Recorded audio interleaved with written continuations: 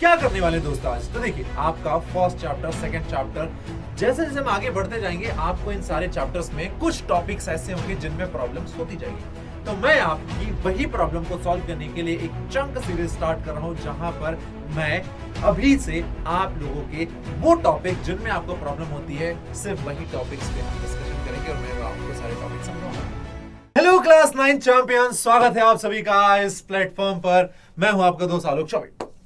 आज शुरुआत करते हैं फर्स्ट टॉपिक से जो कि इक्वेशन ऑफ मोशन, जो कि 10 मिनट के अंदर मैं आपको समझाने वाला हूं। इसका पूरा डेरिवेशन करवाने वाला हूं जो कि आपसे आपके एग्जाम में भी पूछा जा सकता है। तो सबसे पहले सवाल आता है कि इक्वेशन ऑफ मोशन होता क्या है। तो देखिए, इक्वेशन ऑफ मोशन का मतलब यह है कि ये एक बॉडी जो कि मोशन कर रही है उस मूविंग बॉडी के जो डिफरेंट पैरामीटर्स होते हैं उनके बीच में रिलेशन बताता है। मैंने सब कुछ पहले ही लिख लिया है ताकि कम समय में मैं आपको सारी चीजें डिलीवर कर पाऊं।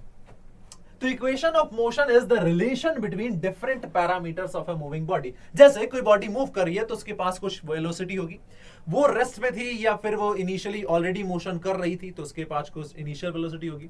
हमने उस बॉडी के ऊपर कोई फोर्स लगाया जिसकी वजह से वो मूव करने लगी तो उसके पास कोई फाइनल वेलोसिटी होगी, उसके पास एक्सेलरेशन होगा, उसने कुछ डिस्प्लेसमेंट कवर किया होगा और कुछ समय लिया होगा उसने एक जगह से दूसरी जगह मूव करने के लिए।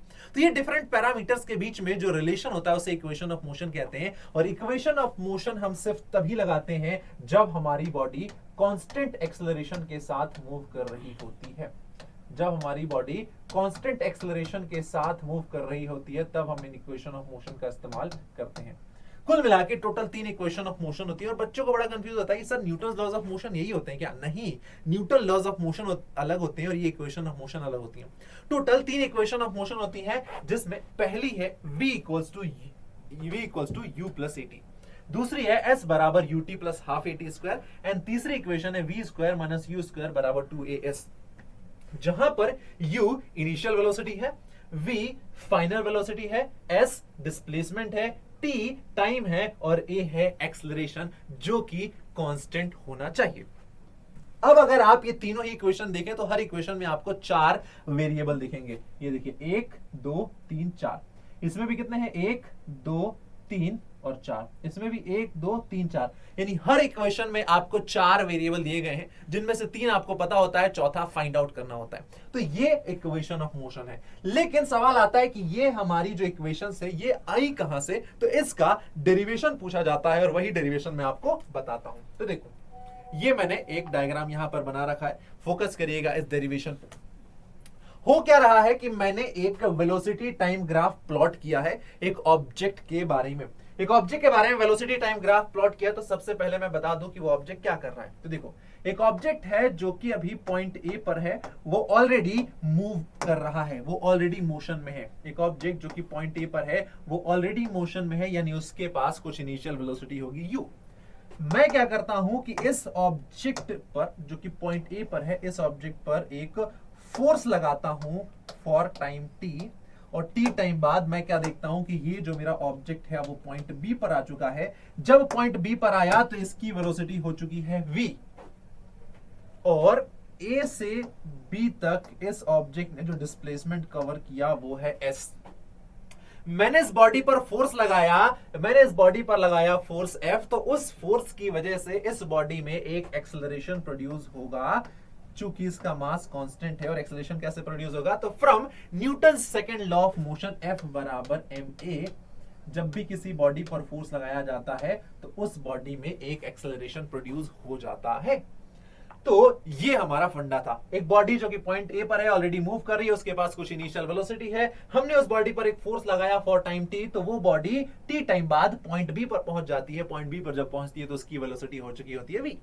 अब यहां पर जो बॉडी डिस्प्लेसमेंट कर रही है ए से बी तक वो है s, और इस बॉडी पर जो फोर्स है वो कांस्टेंट लग रहा है, और इस कांस्टेंट फोर्स की वजह से इस बॉडी में एक कांस्टेंट एक्सेलरेशन भी आ रहा है। इस बॉडी में एक कांस्टेंट एक्सेलरेशन भी आ रहा है। अब ये जो घटना हुई मैंने इसी चीज को ग्राफ के फॉर्म में रिप्रेजेंट कर दिया। ये देखो, ऑलरेडी बॉडी के पास कुछ इनिशियल वेलोसिटी थी, वहां पर मैंने एक बॉडी पर फोर्स लगाया जिसकी वजह से वो अब किसी दूसरे पॉइंट पर आ चुकी है, पॉइंट बी पर, जहां पर उसकी वेलोसिटी हो चुकी है v, और a से b तक जाने में जो टाइम लगा है वो टाइम है t। तो बस यही मैंने ग्राफ प्लॉट कर लिया। अब देखो मैंने क्या किया कि पॉइंट पे ऑब्जेक्ट पहले ए पर था, अब वो बी पे चला गया, मैंने बी से एक परपेंडिकुलर लाइन यहां पर टाइम एक्सिस पर ड्रॉप कर दी और बी से एक लाइन मैंने यहां पर किस पर, वर्टिकल लाइन पर ड्रॉप कर दी। मैंने इस पॉइंट को बी नाम दिया है, इस पॉइंट ए से इस बीडी लाइन पर एक लाइन ड्रॉप की और उसको मैंने सी नाम दे दिया। अब अगर आप जरा देखो थोड़ा सा मैथमेटिकल कैलकुलेशन इस डायग्राम को देखते हुए, तो ओ ए किसके बराबर है, सी डी के बराबर है, और ओ ए का मतलब है इनिशियल वेलोसिटी। ओ ए ये क्या है, इनिशियल वेलोसिटी यू, ओ ए बराबर सी डी, ओ ए बराबर सी डी बराबर इनिशियल वेलोसिटी। फिर उसके बाद करें हम बीडी, बीडी क्या है, यानी ऑब्जेक्ट का फाइनल वेलोसिटी फ्रॉम स्टार्टिंग, और वो कितना है, v है, तो vd हो जाएगा हमारा v। फिर हम बात करें ये ac, AC बराबर CD होगा और AC बराबर OD होगा, और ये टाइम है, ये टाइम एक्सिस है, x एक्सिस पर टाइम हमने लिया है, तो OD बराबर AC होगा और ये किसके बराबर होगा, T के बराबर होगा। फिर मैं बात करूं कि ऑब्जेक्ट की इनिशियल वेलोसिटी u थी, फाइनल वेलोसिटी v हो चुकी है, तो ऑब्जेक्ट की वेलोसिटी में जो चेंज है वो कितना आया, तो चेंज आया bd माइनस cd यानी cb, ये होगा चेंज जो कि हो जाएगा v माइनस u। अब हमें पता है कि जो वेलोसिटी टाइम ग्राफ है, उस वेलोसिटी टाइम ग्राफ का जो स्लोप होता है वो हमें एक्सेलरेशन देता है। वेलोसिटी टाइम ग्राफ का स्लोप हमें एक्सेलरेशन देता है, और स्लोप कैसे निकालते हैं, तो स्लोप का मतलब होता है y एक्सिस पर जो आपने फिजिकल क्वांटिटी ली है उसमें होने वाला change divided by x axis पर जो आपने फिजिकल क्वांटिटी ली है उसमें होने वाला चेंज, यानी स्लोप बराबर change in y axis divided by change in x axis. अब हम यही करके स्लोप फाइंड आउट करते हैं। तो देखो आपने y एक्सिस पर कौन सी फिजिकल क्वांटिटी ली है, वेलोसिटी, और x एक्सिस पर टाइम, यानी वेलोसिटी में जो चेंज हो रहा है उसको डिवाइड कर दो टाइम में, तो आपका एक्सेलरेशन आ जाएगा, क्योंकि जो स्लोप होता है वेलोसिटी टाइम ग्राफ का वो एक्सेलरेशन देता है। भाई वेलोसिटी में कितना चेंज हो रहा है, इनिशियल वेलोसिटी u थी, फाइनल v थी, तो चेंज इन वेलोसिटी कितना हो गया, u माइनस v, और ये वेलोसिटी में चेंज कितने टाइम में आ रहा है, t टाइम में आ रहा है, तो स्लोप बराबर हो जाएगा change in velocity divided by time. चूंकि वेलोसिटी टाइम ग्राफ का स्लोप किसके बराबर होता है, एक्सेलरेशन का, तो a बराबर हो जाएगा v minus you upon T, cross multiply कर दिया तो हो गया at बराबर v माइनस यू, इसको रीअरेंज कर दिया तो v बराबर u प्लस at, ये आ गया आपका first equation of motion. Okay, दूसरी चीज हमने एक और पढ़ा है कि जो वेलोसिटी टाइम ग्राफ होता है उसका जो स्लोप है उसके नीचे का जो एरिया होता है वो हमें डिस्प्लेसमेंट देता है। तो यहां पर जो आपको वेलोसिटी टाइम ग्राफ है, जो ये ग्रीन कलर का आपको स्लोप दिखाई दे रहा है, इसके नीचे का जब हम एरिया फाइंड करेंगे तो उससे हमें डिस्प्लेसमेंट मिलेगा। तो area under velocity time graph is equal to displacement. अब भाई ये जो ग्रीन वाली लाइन है इसके नीचे का आप एरिया कैसे निकाल सकते हो, तो आप देखो आपको एक ये ट्राइंगल दिख रहा है ABC, ये एक ट्राइंगल दिख रहा है, आप इस ट्राइंगल का एरिया निकाल लीजिए। फिर आपको OACD ये एक रेक्टेंगल दिख रहा है, इस रेक्टेंगल का एरिया निकालिए, दोनों को ऐड कर दीजिए। तो ट्राइंगल का एरिया प्लस रेक्टेंगल का एरिया दोनों को ऐड कर देंगे तो डिस्प्लेसमेंट यहां से हो जाएगा area of triangle ABC plus area of rectangle OACD। आप देखो भाई ट्राइंगल का एरिया क्या होता है, 1/2 बेस इंटू हाइट, 1/2 बेस क्या है AC और हाइट क्या है CB, तो 1/2 AC इंटू CB। फिर रेक्टेंगल का एरिया क्या हो जाएगा, AC into CD, length into width, AC into CD। देखो 1/2 AC की जगह आप क्या लिख सकते हैं, AC का मतलब ये, AC मतलब टाइम एक्सिस पर टाइम, तो ये हो गया टाइम, तो 1/2 टाइम, और CB की जगह आप क्या लिख सकते हैं, चेंज इन वेलोसिटी जो कि है v माइनस यू, तो आपने लिख दिया 1/2 t into v minus you, plus AC की जगह आपने C लिखा और CD की जगह आप लिख देंगे U। अब हमें एक और चीज पता है, एक्सेलरेशन जो है v minus you upon T होता है, तो यहां से आप AT की जगह आप क्या लिख सकते हैं, v माइनस यू लिख सकते हैं, AT की जगह आप v माइनस यू लिख सकते हैं। और अगर मैं बात करूं तो जो v माइनस यू हमें यहां पर आया है इसको हम रिप्लेस कर देंगे, v माइनस यू की जगह मैंने AT रख दिया इस इक्वेशन में, तो देखो 1/2 UT सेम ऐसा का ऐसा रखा, प्लस 1/2 T, और v माइनस यू की जगह मैंने रख दिया है AT, तो हो जाएगा UT plus half AT square, और ये हो जाएगी हमारी सेकेंड इक्वेशन, S बराबर UT plus half AT square. ना ये तो सेकंड आ गई। अब थर्ड इक्वेशन कैसे निकालेंगे, तो थर्ड इक्वेशन निकालने के लिए ये जो आपको शेप दिखाई दे रहा है OABD, ये क्या है, एक ट्रेपेजियम है, यानी ये रेक्टेंगल प्लस ट्राइंगल दोनों मिलकर क्या बना रहा है, ट्रेपेजियम। अगर आप ट्रेपेजियम का डायरेक्ट एरिया निकाल लें तो भी आपको डिस्प्लेसमेंट मिल जाएगा। ट्रेपेजियम का एरिया क्या होता है, सम ऑफ पैरेलल साइड, यानी OA प्लस BD, ये पैरेलल साइड है OA और BD, sum of parallel side into perpendicular side जो कि है AC डिवाइडेड बाय 2।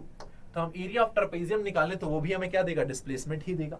और एरिया ऑफ ट्रेपेजियम क्या होता है, सम ऑफ पैरेलल साइड, यानी OA plus BD, OA plus BD into perpendicular side divided by 2। तो OA की जगह आपने U रखा, BD की जगह आपने क्या रखा, BD की जगह आपने रखा V, और AC की जगह आप T रखेंगे और ये हो जाएगा 2।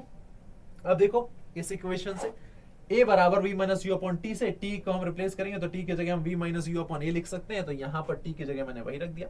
तो देखो ऑलरेडी V प्लस यू था और T की जगह मैंने V माइनस यू रख दिया, नीचे 2 आ गया। तो क्या हो गया, S बराबर A plus B into A minus B, A square minus B square हो गया V square minus U square upon 2A। इधर मल्टीप्लाई कर दिया तो 2S बराबर V square minus U square, और इसको रीअरेंज कर दिया तो हो गया V square minus U square बराबर 2AS। ये हो गई हमारी थर्ड इक्वेशन ऑफ मोशन। तो दिस इज हाउ हम इक्वेशन ऑफ मोशन को प्रूव करते हैं। एक बार फिर से इस वीडियो को देखो 1.5x स्पीड पे, आपको समझ में आ जाएगा। तब तक देखो जब तक कि आपको पूरा डेरिवेशन समझ में नहीं आ जाता है। आई होप आपको क्लियर हो गया होगा। और इसी तरीके के हम चंक सीरीज में जो इंपॉर्टेंट टॉपिक्स हैं उनको हम डिस्कस करते हुए नजर आएंगे। नेक्स्ट पार्ट में मोस्ट प्रोबेबली मैं आप लोगों को ग्राफ्स के बारे में पढ़ाता हुआ दिखूंगा। तो पढ़ते रहें और इस वीडियो को शेयर करें, कमेंट करके बताएं कैसा लगा आपको, और आप और किस पर्टिकुलर टॉपिक पर वीडियो चाहते हैं, मैं आपको उस टॉपिक पर वीडियो प्रोवाइड करूंगा। तो मिलते हैं आपसे नेक्स्ट क्लास में, तब तक के लिए tata bye bye and thank you very much. Bye bye and take care.